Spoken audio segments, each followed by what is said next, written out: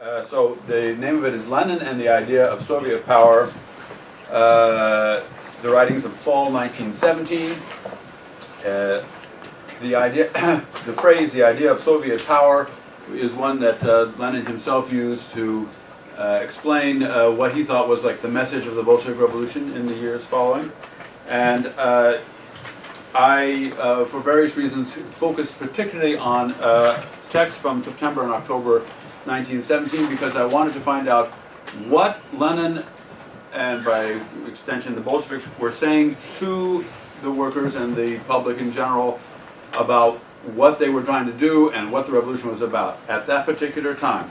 So I'm not looking at state and revolution, not because I think there's any contradiction, but because state and revolution was meant and as a larger theoretical thing and not about Russia in 1917, and besides which it wasn't published in 1918. So,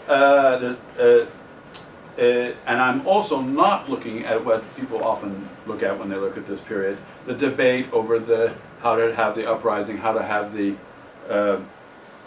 timing of the coup, and how to do this and that. That's very dramatic, but I want to look back and say, how is he defining the situation, and what did he, what was it all about? What did he think? Well, what did he want people to think they were doing?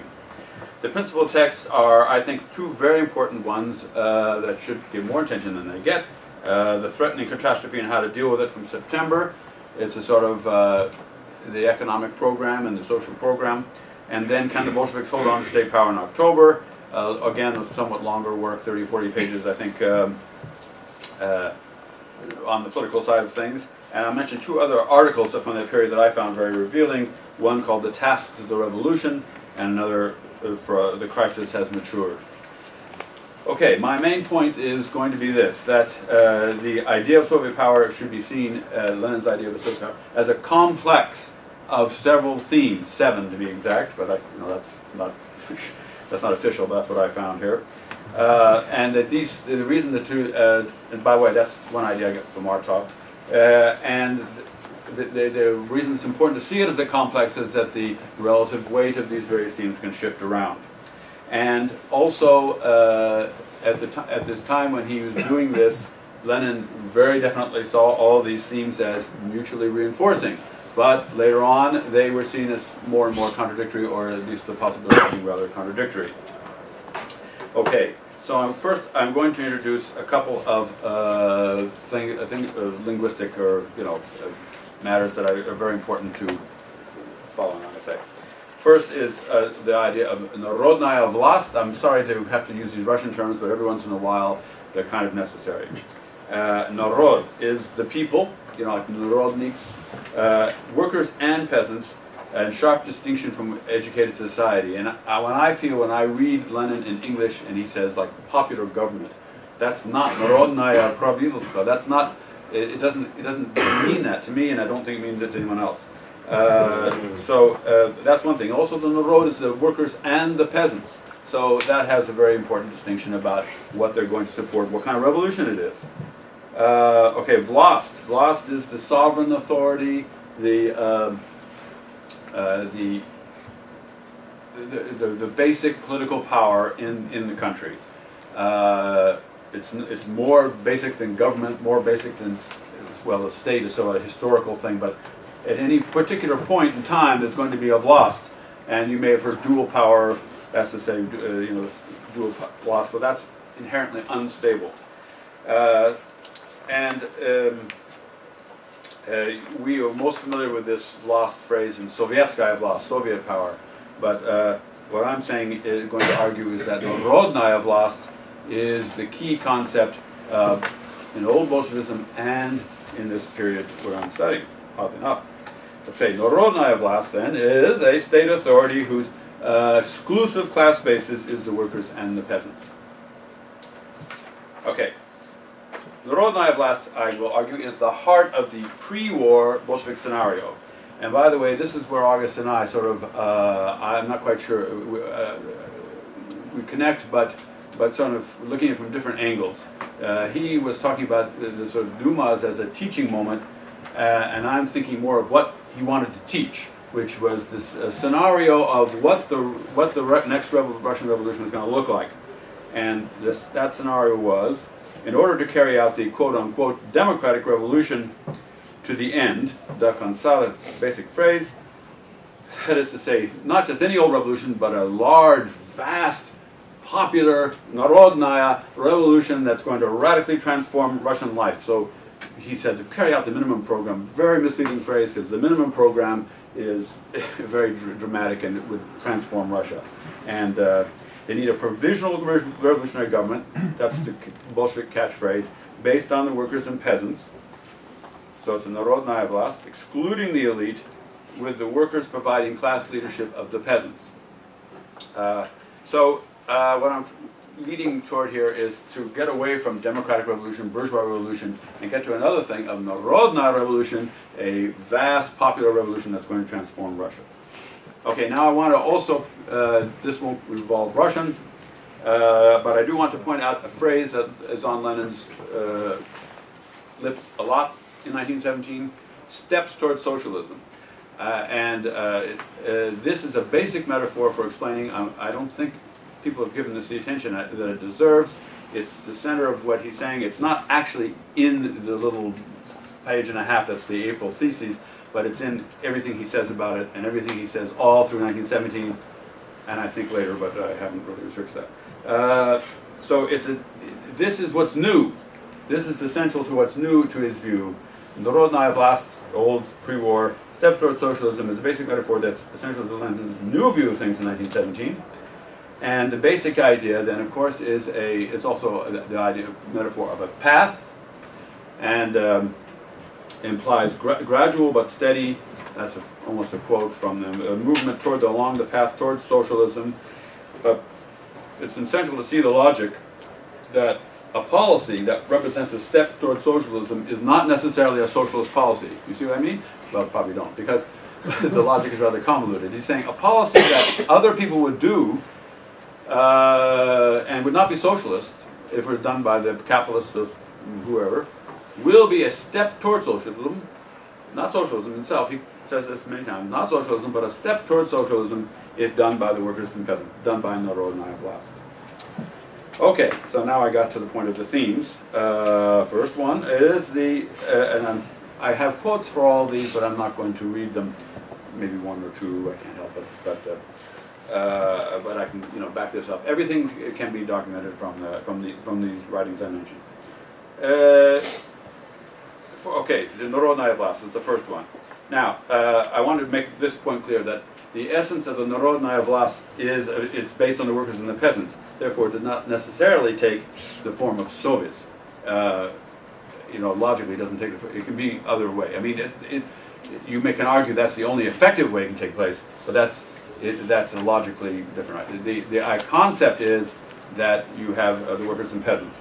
And in 1917, the phrase "all the power of the Soviets," "vся власть Sovietum," is, I've seen in the propaganda and messages I've seen, pretty much equivalent to "vся власть народу," another "all power of the narod" that I've also seen all the time.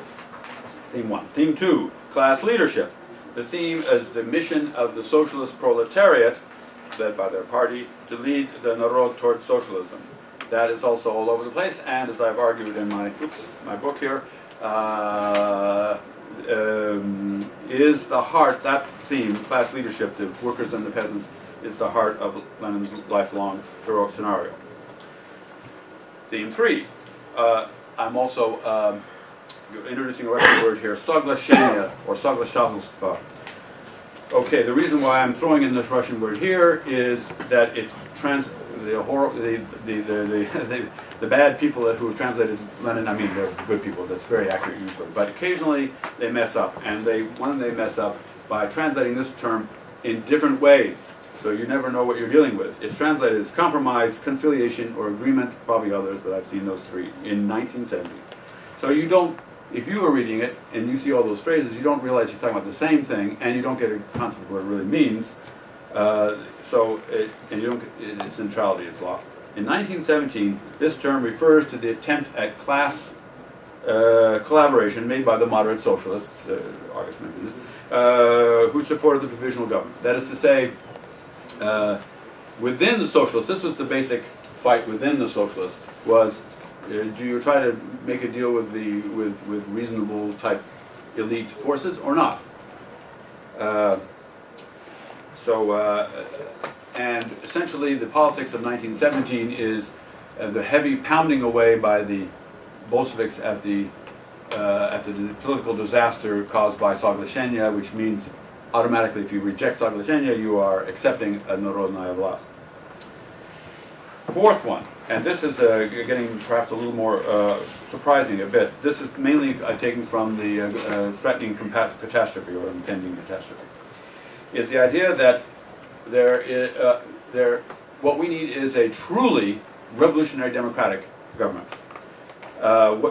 Revolutionary democracy was a phrase used at the time. It meant the Narod essentially, but with the idea of its program, which, as you can see, revolutionary democracy was not socialist because it included the peasants and so forth. So now be careful here, because if you read Lenin, he will be rejecting revolutionary democracy a lot, but there's leaders and followers. He's contemptuous of the revolutionary Democrats, the leaders, other moderate socialists, stuff, but he is very pro the revolutionary Democrats as the followers or the people. And essentially, so what he wants, he says, is I want real revolutionary democracy would be energetic government in the interests of the Narod. And that is the message all through the impending catastrophe. And so, things are things like democratic transformation, land to the peasants, vigorous centralized state economic regulations in response to the crisis. The country is falling apart. And also use of force if necessary to repress counter-revolution sabotage. Those are three big headings. But the real point about this revolutionary democracy is that he says everybody accepts these policies. Everybody knows these are the answers. There's a thing in there saying control measures are known to all and easy to take. So and everyone says this is the response to the crisis. Why aren't they being used? There's only one answer: the class question. The class interest of the people, the elite, will lead them to sabotage it or to drag their feet or whatever. So you see where this is going. In order to get this energetic government in the interests of the Narod, to adopt these measures, you have to switch the class. And in a sense he says all you have to do is switch the class, who's in charge, or classes. When the Narod gets in charge, and then Lenin has some astonishing things about how easy, how smooth, he even uses the word magic at one time, it will all be. Oh yes, there may be some repression of a pitiful handful of exploiters, but I mean, they will see the mighty fist, and they will cooperate. So now this is sort of campaigning. Remember, he's campaigning to get this revolution, but he sounds sincere enough. Okay, so that's it. That's what theme is that? Fourth. Yeah. Now, okay, those four themes. Now we're getting to stuff that's more new to 1917. First, Soviets, and more individual to Lenin. Soviets as a higher form of democracy. So, in order to understand all what's going on here, you have to understand the difference between Soviet power as just a synonym for Narodnaya power, and Soviets, in Lenin's mind, as a higher form of democracy for reasons I'm sure you're all very familiar with. Abolishing bureaucratism, mass participation in government, and instant recalls are the three I saw emphasized in this particular rhetoric.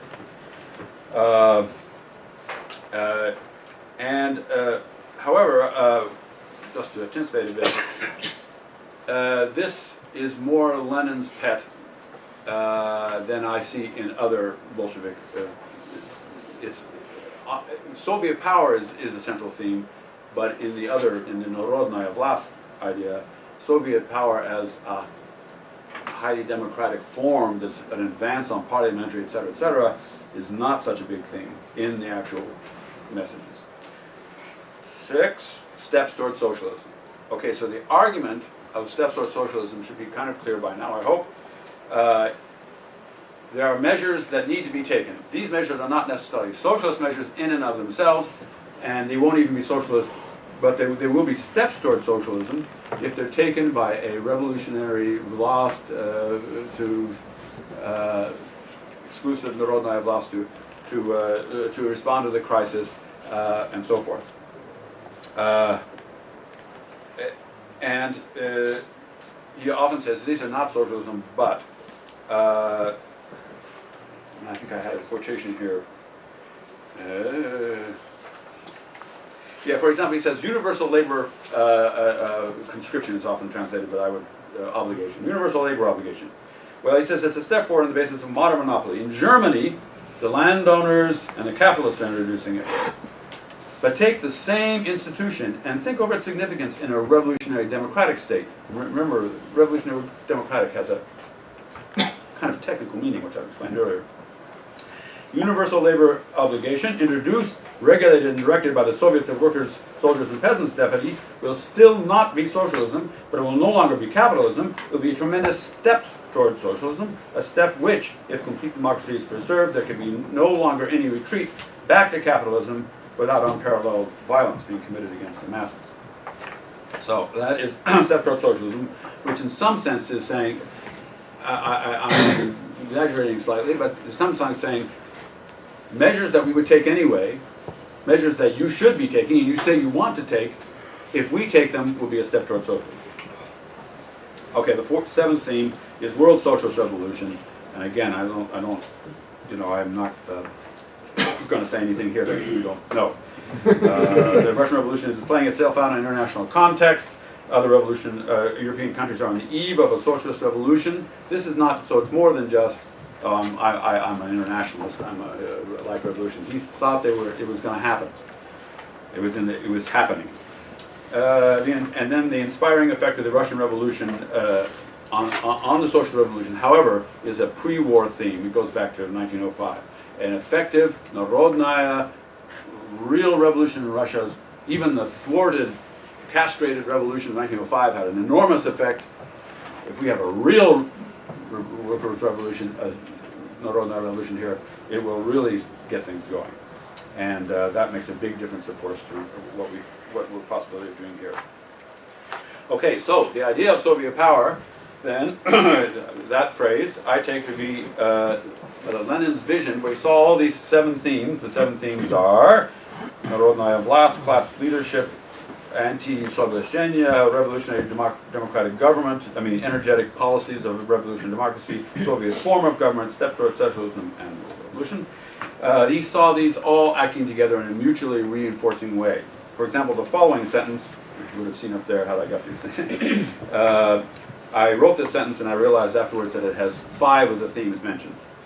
Okay, here's one of his arguments, one of what I think he sees. Rejecting Socialism, the policy of cooperation with the capitalists, would allow vigorous measures of revolutionary democracy that would win the support of the peasants for the workers to establish a narodnaya vlast that would inspire other countries on the edge of socialist revolution. So you can see there's a sort of chain reaction between all these things working together in this way. Okay, so that's sort of what I want to present. I'm going to make 3 comments. These are comments that I cannot document right now, but they are things I've been working on in here mainly. And I mentioned something about the past, the future, and the present, the future, and then the past of this scenario in October 1917. First one, you can have this same scenario. I think that Lenin did not change these 7 themes, but you can have different emphases, different presentations, different rhetorics. And the most surprising thing I learned, which kind of floored me, was that, and this is, by the way, not only Lenin, but the other people I've been reading, other material I've been reading, Bolshevik material emanating from this period, is the relative downplaying before October of the fact that this is a socialist revolution coming up. In fact, it's almost like I'm surprised if they did not take a conscious decision to not use this phrase that much, because you can't find it in the, you can find it, but it's obviously downplayed. So, in pre-October Revolution, he says this. I'm paraphrasing. only a народная власть will be able to take the vigorous measures of state economic regulation that all parties realize is necessary, and, by the way, these measures will also be steps toward socialism. But then, when I was surprised to learn, because my research up to a little recently was sort of following this closely right up to October. I went past October and realized that this changes immediately. After the October Revolution, I'm starting, and when I say after, I mean like starting October 25th, he reverses the emphasis in his rhetoric. We have carried out a socialist revolution that will move with gradual but undeviating steps toward socialism, and by the way, these measures are also a response to the national crisis. Okay, so in each case, there's a somewhat providential connection between responding to the crisis and socialist measures. So take a look at an article, like a short article called "Tasks of the Revolution," written in late September, early October. Tasks of the Revolution. The word socialism is not mentioned. I've looked through the article a couple times saying, where is it? But it's not there. So this is surprising to me, and I don't know exactly how to take it. Two, second big point, the future, disillusionment and the cost of revolution. Cost of revolution is a Bukharan phrase. I mentioned earlier that Lenin saw these themes as mutually reinforcing, and that led him to sort of say it's going to be easy, it's going to be simple, all we do is change things, it's going to be an international revolution. And of course, none of these things, well, not none, but essentially there was a lot more problems, a lot more difficult, and particularly, well, the Soviets were not eliminating bureaucratism, but almost became a synonym of bureaucracy. And also, instead of the government was, the new Soviet government, the new Bolshevik government was taking all sorts of steps to deal with the national crisis, but they weren't steps toward socialism. More often than not, they were steps away from socialism, and Bolsheviks were aware of this. One basic, Lenin, I argue, was aware of this, and was finishing. Yeah, finished. A couple seconds. But he said there was one basic success that they really did do, and that's there was a народная власть. There was a worker peasant authority that was established. That was indisputable.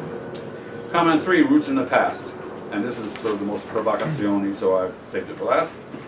Okay, this 1917 scenario differs in various ways from both the old Bolshevik scenario and the Trotsky scenario of 1905-1906. So how should we? What's the best way to talk about how these are connected? Most people, of course, both people on the left and people in academia and everyone, people in the Soviet Union, Soviet historians, will stress discontinuity with the pre-war Bolshevik scenario. That is to say, they will say the pre-war was now irrelevant, and Trotsky, there was a de facto change over to Trotsky's perspective, which met with resistance, but Lenin overcame the resistance. You're all familiar with this. Okay. I say it makes more sense logically and historically to stress continuity to see the 1917 Bolshevik scenario as a natural development of pre-war Bolshevism. First of all, there's a basic contrast between the way Trotsky set it up in 1905-1906. Trotsky said back then that you can't move to socialism and keep the peasants on board. So the more you move toward socialism, the more the conflict and chasm between the two, leading to, and he uses this phrase, civil war with the peasantry. Lenin and the others said, well, we're not going to have civil war with the peasantry, so that's out. But in 1917, the claim was, it's a new claim, but it's a claim that the peasants will be on board, that we're moving towards socialism with their support. Partly because of things like regulation of the banks. That's in the peasants' interest because it's going to respond to the crisis. So, and of course, he's also counting on the international revolution. So Lenin at no time said we can move towards socialism in the face of peasant resistance. So, therefore, I would now, because I'm getting the glare here, that we'll not go into continuity with pre-war Bolshevism because I've stressed it throughout. But I will say that I do not think that a rearming of the party was necessary in 1917. That